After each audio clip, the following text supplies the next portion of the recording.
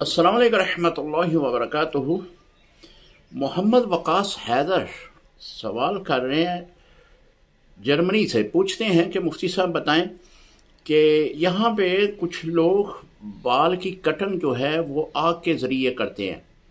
क्या आग के ज़रिए बाल की कटिंग कराना ये जायज़ है?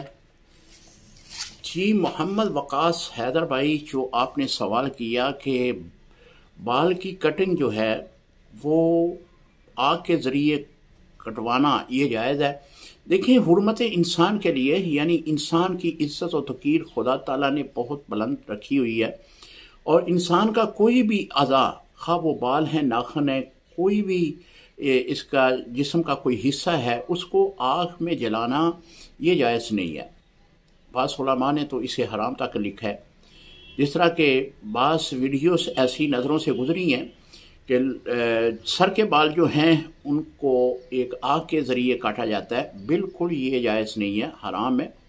अल्लाह ताला ने इंसान को अशरफुल मखलूक़ात पैदा किया, इसके हर अज़ा की अल्लाह ताला ने बहुत ही इज़्ज़त बख्शी है, हाँ वो सर के बाल हैं या नाखून हैं। अगर आप नाखून काट भी देते हैं तो उनके बारे में भी ये हुक्म है कि उनको दफनाएं।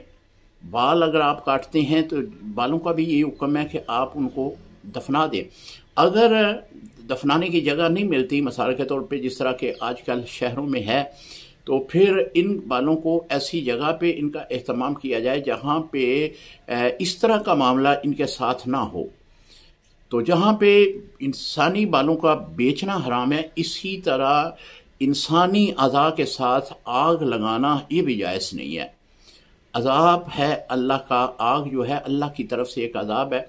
और वैसे भी तो लिहाजा इस तरह अगर आप सर के बाल बजरिया आग कटिंग करवाते हैं तो वो इस्लाम में इसकी इजाज़त नहीं है।